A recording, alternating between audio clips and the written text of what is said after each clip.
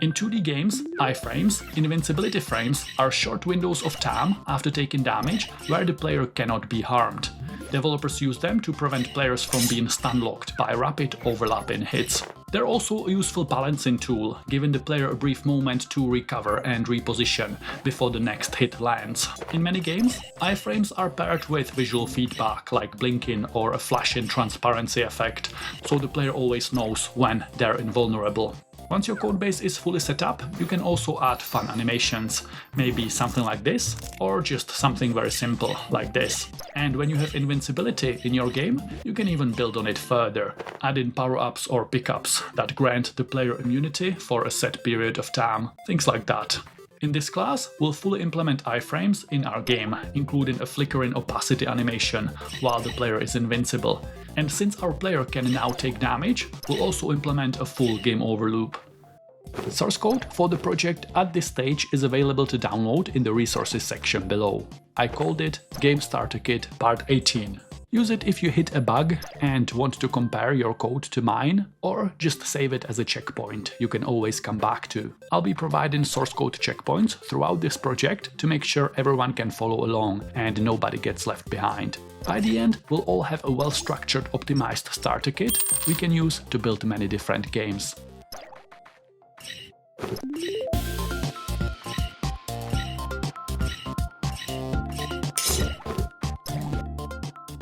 I will define invincibility duration inside player data.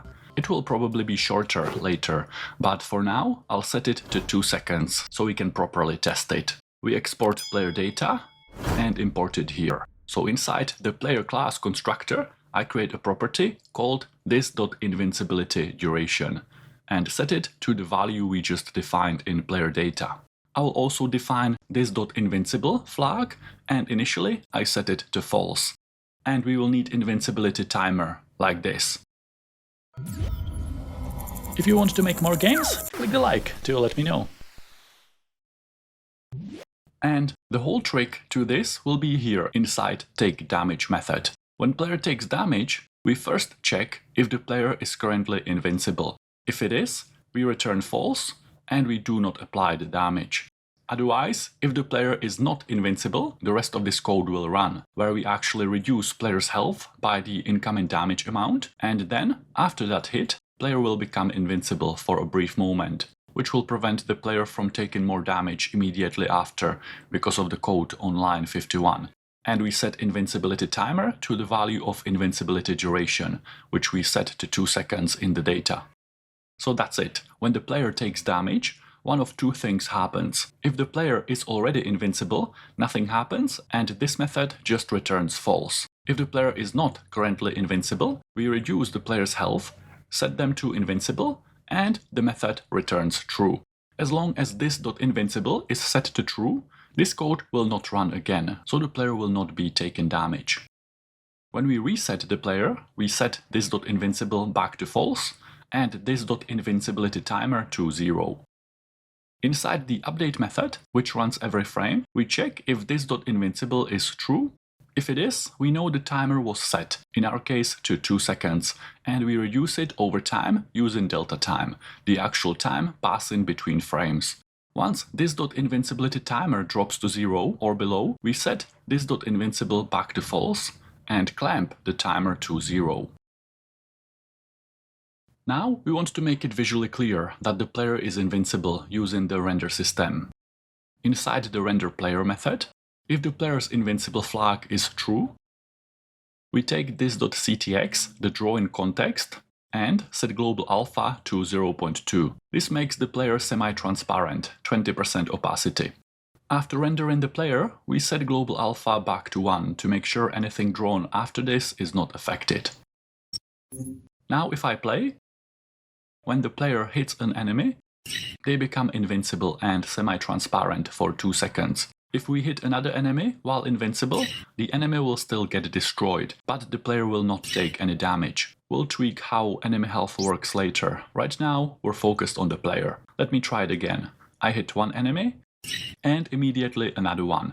And you can see the second enemy doesn't apply any damage because the player is still invincible from the first hit. So our code is working.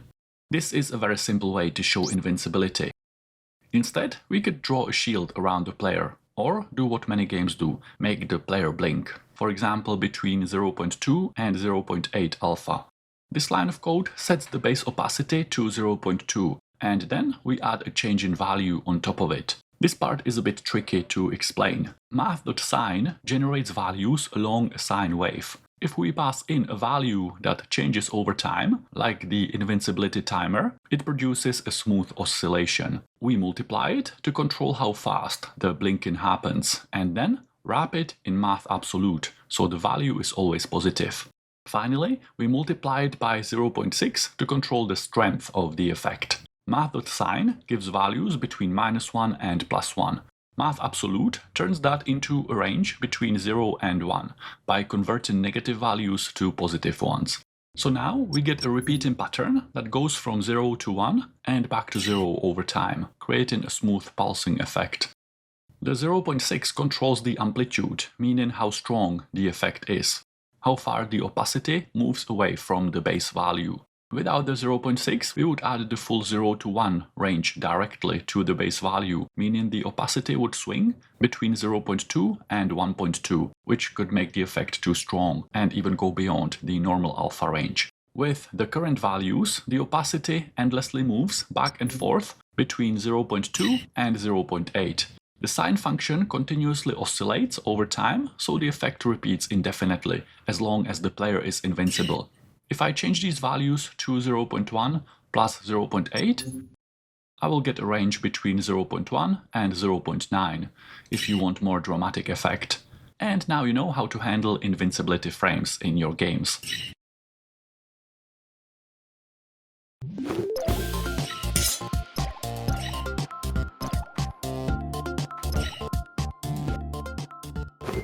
So far, nothing happens when the player health reaches 0, so let's go to constants.js.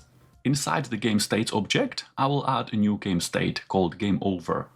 Now I go into Collision Manager.js, where we handle player damage from enemy collisions.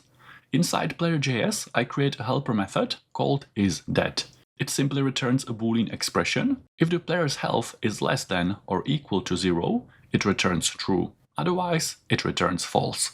As we check collisions between the player and enemies, we check if damage was applied. Notice that this comes directly from player takeDamage, which returns true if the player actually takes damage, or false if the player is invincible. So only if the player actually receives damage, we emit the player damaged event.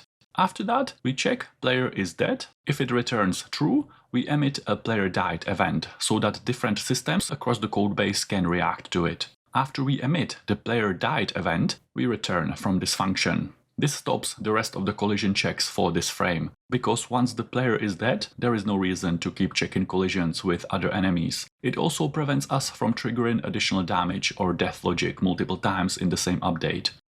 Now I go to game.js. Up here, where we register handlers for player-related events using the on method, I register a few listeners for player died. I make sure I defined player died inside my events object. When this event fires, we react by emitting a sound event, which makes the audio manager play the game over sound. I already have the game over MP3 file inside the audio folder, and it's included in audio data, so everything is set up correctly. So when the player died event is emitted, we play a sound and call this.gameOver. This method doesn't exist yet, so I'll define it below. It sets the game state to GameState's GameOver, which maps to GameOver. Then we use the UI manager to hide the HUD, so the timer and health bar disappear. And we call showPanel to display the GameOver screen. The only issue is that we haven't created that panel yet, so let's go to index.html and add it.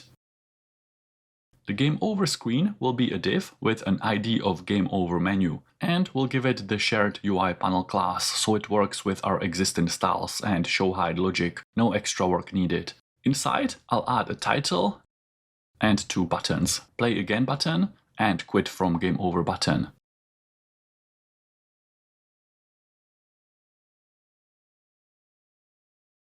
Now, back in UI Manager, let's organize things a bit.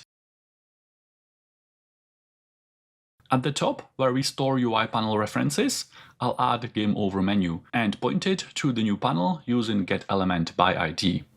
In the Buttons section, I'll add references for Play Again button element and Quit from Game Over button element. Then, inside Setup Event Listeners, when we click Play Again button, we emit the Game Start event. In Game.js, we already registered a listener for that event, which calls this.startGame.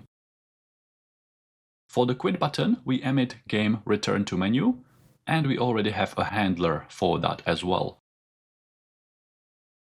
I'll also add both buttons to the hover array, so they trigger the button hover sound on mouse enter. Finally, I include Game Over menu element inside Hide All Panels, so it gets hidden together with the rest of the UI panels. Now, let's test it. I'll play and collide with enemies until the player runs out of health. And the Game Over panel appears. The Game Over sound plays as well. Everything is working.